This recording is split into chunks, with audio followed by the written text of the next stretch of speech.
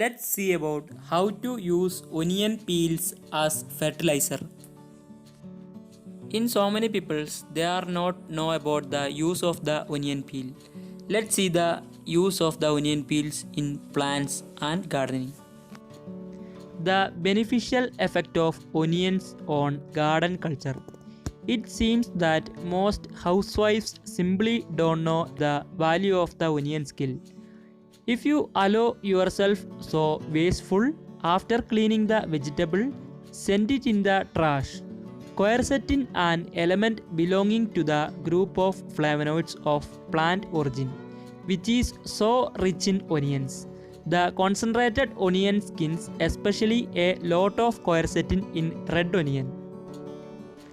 Since it is proved that quercetin has antioxidant, immunostimulant, and anti-inflammatory, regenerative, anti-allergic, tumor and cardioprotective properties, it is able to strengthen the root system of plants, providing them sufficient nutrition. Onion peel as a waste product after preparing the vegetable for cooking significantly improve the structure of soil and deters pests.